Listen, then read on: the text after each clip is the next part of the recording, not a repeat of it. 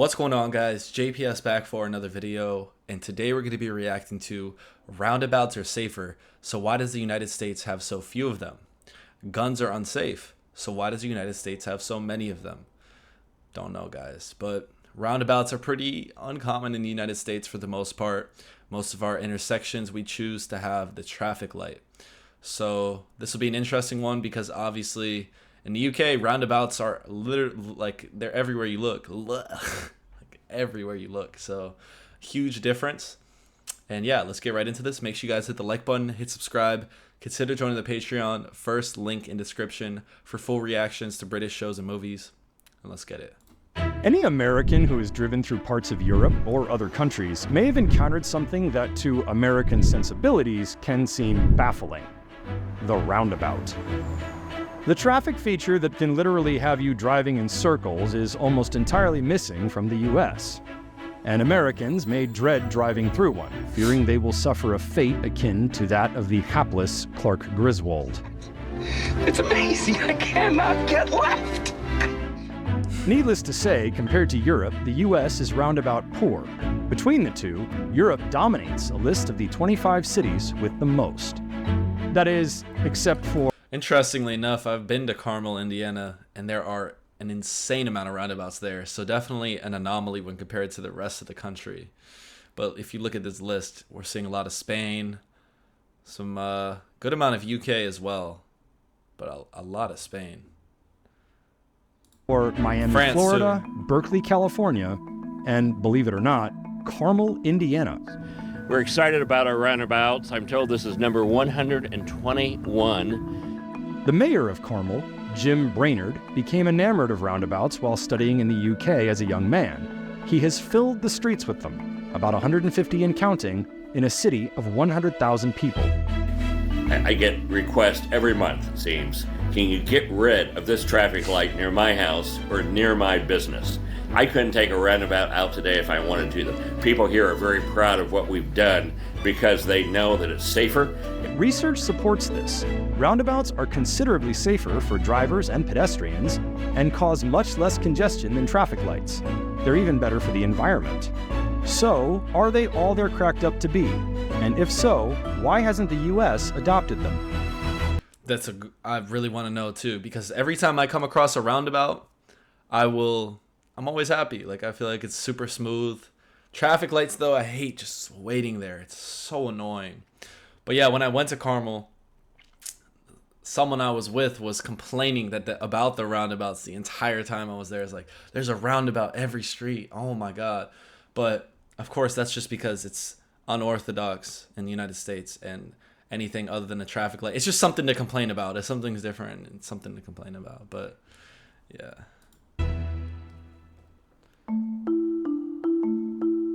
This is Jim Brainerd. He's been the mayor of Carmel, Indiana since 1996. When he took office, Carmel had a quarter of its current population, and the roads were laid out on a rural grid. Long stretches of road in between stoplights. What I heard from the people I talked to when I ran for mayor that first election was they wanted a traditional downtown.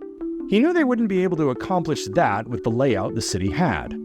We looked at other suburbs around the United States and in North America, and we saw all this congestion. We thought we just have to do better if we're going to have a successful, competitive city. So he thought of roundabouts. The single-lane roundabout, or also the mini roundabout, they are the safest type of intersection which you can have. They are much safer than signalized intersections. Roundabouts are basically circular intersections where traffic moves in one direction around the circle. Modern roundabouts tend to be relatively tight circles and often have one lane, though they can have more. The tighter... Tell this video is definitely geared towards Americans because they're describing how a roundabout works. Like, if you don't know how a roundabout works, maybe it's just me that, how do people not know? And actually, maybe I'm not surprised. They should have this clip here, because there's so many people that just don't know how they work, apparently, with the way they drive. 7%. Most of these studies focus on single-lane roundabouts, the preferred style for most designers, and the one considered the safest. Roundabouts also appear to be safer for pedestrians. You walk on a sidewalk around the perimeter of the road, and if you need to cross, you only need to watch out for traffic coming in one direction at a time. Also, again, cars are driving about 10 to 15 miles per hour. Areas that adopt them have seen drops in traffic congestion. Cars don't spend time sitting still at red lights. Traffic doesn't get backed up behind a vehicle attempting a left turn. There are no left turns. That vehicles inside the circle have right-of-way also helps prevent backups. Carmel Mayor Brainerd has seen all of these effects with the roundabouts in his town. The average vehicle fatality rate in the U.S. is 12.9 deaths per 100,000 people, and the rate is slightly higher in neighboring Indianapolis. Carmel, on the other hand, which shares some roads with the larger city and a lot of the same drivers, has a fatality rate of just over 2 per 100,000 people. Accident-related injuries are down 80%. The town has been able to narrow roads, remove lanes. Brainerd says they move traffic 50% faster. The city is also saving a lot of money.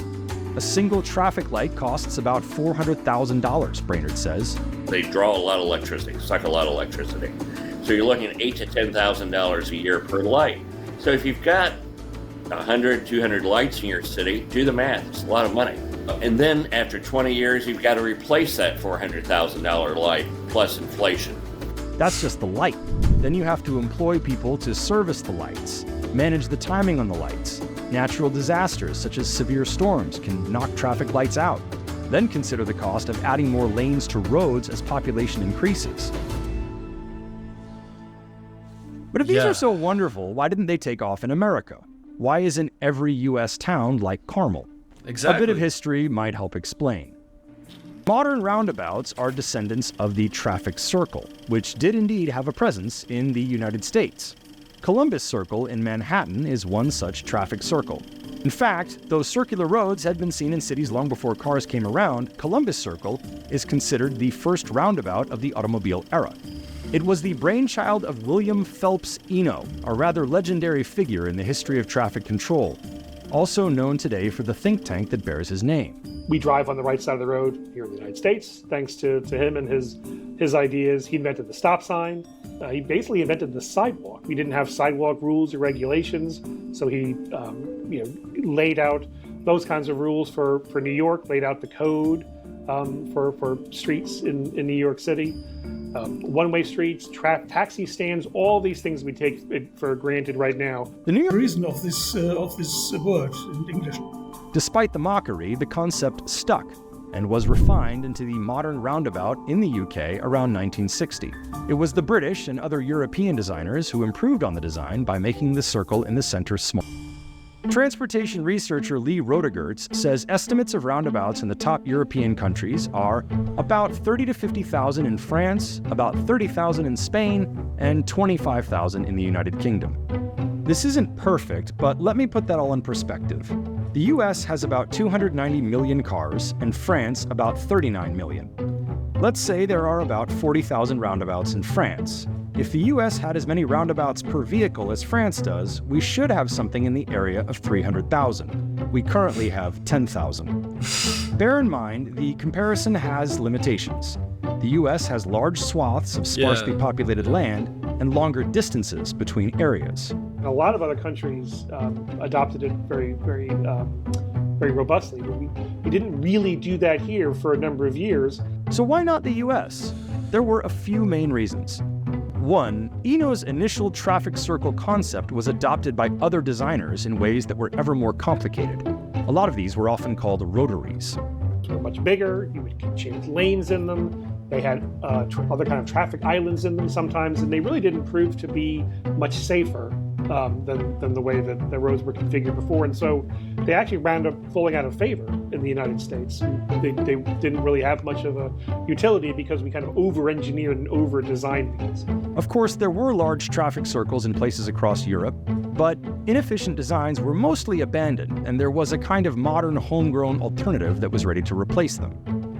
Meanwhile, the traffic signal became the traffic control method of choice at intersections in America, thanks in part to aggressive salespeople. They would go into these communities and provide lots of free advice for how to improve safety and traffic congestion in these intersections. And hey, by the way, we have these signals that we can sell you. because we were electrifying. I love how it just comes right back to money, of course. And hey, by the way, we have these signals that we can sell you, because we were electrifying lots of the country. All this kind of went hand in hand, and it became, fairly, it probably became a rational, modern approach to improving these intersections, as opposed to this old model, from the turn of the century. Finally, as traffic control became a standardized discipline in the U.S., people in the profession looked to the Manual on Uniform Traffic Control Devices, which is the blueprint traffic engineers use to design roads. It lays out, I guess you would say, simpler, more straightforward intersections, again, that are signalized, as opposed to roundabouts, which may take up a little bit more space, especially in an urban environment. It may eat up more of the landscape than a signalized intersection. They may take a little bit longer to pull together. The first modern roundabouts in the United States were constructed in Nevada in 1990. That is 3 decades after the modern roundabout was introduced in the UK. Americans are often resistant to the idea of introducing a roundabout in their communities. A lot of it was inertia, right? Traffic engineering and inertia go hand in hand, and did for a number of years. And it's only now that we're starting to see where some of those problems are. Actually starting to see some of the challenges with some of the ideas that Mr. Eno pulled together. When Jim Brainerd took the helm of Carmel, Indiana in late 1996, roundabouts were nowhere in the city or on the minds of people he consulted. Everyone suggested adding more lanes. I didn't have a background in civil engineering, knew nothing about civil engineering, so I kept asking questions. And many times the answers I got were, I don't know why we do it that way, that's just the way we were taught. And they just didn't think about it. And so we had some really good engineers and said, okay, let's rethink this. Since then, Carmel has replaced all but a handful of its traffic lights and plans to finish off the rest of the conversions within years. Roundabouts have been catching on in the rest of the U.S. The country has been adding around 500 to 700 of them per year for the past 15 years or so. States such as New York and Virginia have adopted roundabout-first policies that require giving preference to roundabouts when building or repairing intersections. I like that a lot. And the point made earlier about how expensive traffic lights can get is very true. Like, think about how much more cost-effective that is, and then we can go and spend that money on some other infrastructure that needs repairing. Because there's always, we can put the money into the damn roads so there's not a pothole everywhere you go. That would be nice. But yeah, the roundabout, I like it a lot more than the traffic light personally. Like, in terms of a convenience when driving and how it feels, that, but then also you throw in the economical advantages, and then utmost of all is the safety, the fact that it's safer. Giving preference to roundabouts when building or repairing intersections. Researcher Wang Hu lives in Northern Virginia. Yeah, I can tell from my experience in this area where I'm living. I just started to see more and more roundabouts being built. The states with the most roundabouts: Florida, California, and Colorado. We did several surveys in some U.S. communities where several roundabouts were built, and we found that, yes, at the beginning, the percentage of the drivers who would favor the idea of roundabouts was relatively low. But once the drivers get the chance of driving around the roundabouts and then get more experience driving around the roundabouts, they are more acceptable. That said, these are not considered perfect. There are a few potential drawbacks depending on the needs and the designs. The Guardian in 2015 reported that some cities in the UK are removing roundabouts in favor of traffic lights. They said the roundabouts were actually worse for bicyclists. It seems to depend on how the roundabout is designed and whether it has a protected lane for bicyclists. A review of 49 studies found that roundabouts can actually dramatically increase bicycle crashes unless there is a protected bike lane. Researchers in Belgium found that single-lane roundabouts without a protected bike lane increased crashes by 93%, while... I think the protected bike lane is one of the next biggest things when it comes to bicycle infrastructure. I believe I heard something about Germany where that's another problem, is the road and the bike lane. Here, there's nothing stopping a driver from hitting someone. And that's how it is in most places. But I think things are changing, even in the United States a bit. I've seen some bike lanes where they have like pylons directly running next to it in between where the bike lane ends and the road begins. So there's some type of barrier, but that's a very difficult thing to do, especially like everywhere. And it's going to take a lot of time. But I think that's like the next biggest step. But yeah, I could see this with roundabouts and biking being dangerous. There definitely needs to be some type of lane on, maybe on, not in the roundabout at all. Found that single-lane roundabouts without a protected bike lane increased crashes by 93%, while Danish researchers said roundabouts that did have separated lanes saw an 84% reduction in crashes. Raynard has said an increase in crashes involving bicyclists has not happened in Carmel. It is also observed that single-lane roundabouts have a harder time accommodating a throughput. Well, I doubt it's happened in Carmel. It's the United States. No one bikes. Obviously, it's like a suburban area. I don't think anyone is really biking, especially when you compare it to European suburbs that are more interconnected with the city. Of more than 25,000 cars per day. We have one solution which has partly two lanes on the circle. We call it turbo roundabouts. They have been invented in the Netherlands, and some of them are also being used in Germany. And they come up to a capacity of 31,000, 35,000. But this is still not much. If you have more traffic, then in Germany you need a signalized intersection. Werner Brilon designed one such multi-lane roundabout in the German city of Baden-Baden. And there are also some in the Netherlands. Baden-Baden's famous for like its spas, I'm pretty sure. I've heard of this place. But that turbo roundabout looks crazy. I know that would confuse a ton of Americans. But this type is only useful under specific conditions. If you have one predominating movement, then it is useful. If traffic is distributed over all the entrances and exits rather equally, then it doesn't work. The risk is that the more lanes or other elements there are, the more confusing it can be for drivers, at least at first. Over the long term, over a few years after the roundabouts were built, we see increasing safety benefits at these double-lane roundabouts. We think probably because as the drivers gain more experience navigating these roundabouts, they know how it works, they know how to drive through it, and then we should expect larger safety benefits at these roundabouts. Carmel even has a roundabout on the Keystone Parkway, a high-traffic highway. And the city has no intention of going back to stoplights. We had to build a city that was beautiful and worked really well if we were going to compete. And we have been able to compete. We have 150 corporate headquarters in Carmel.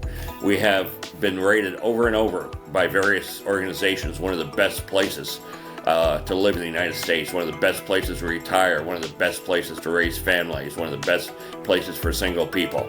And so it's because we set out to build a city that worked, and the transportation network is one of those basic things that a city has to do right for it to work. Okay, Mayor. Obviously very proud mayor. And yeah, I think he did a good job with these roundabouts. He's definitely a pioneer in that sense, because just changing the city's infrastructure like that, I'm sure it was met with some opposition at first, but anyways, roundabouts are safer. So I think I definitely agree with I've seen the roundabout renaissance in the United States. I feel like I've seen more and more roundabouts, and they are right.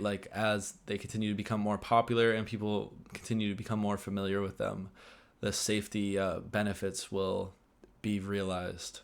So overall, really like this video. I thought it was very informative, and I learned a lot about roundabouts. I always have kind of wondered why they're sprinkled in just a little bit here and there in the United States and different in certain places, but a lot of that comes down to history and our pre-existing infrastructure, and changing that is not cheap. But it looks like we're slowly phasing the traffic lights out in certain areas, but I think they'll always be here in certain ways. The traffic light, I don't think that's going anywhere. And it's not like the United States is the only country with traffic lights. But let me know what you guys thought about this video down below. If you enjoyed it, hit the like button, hit subscribe, and I'll see you all in the next one.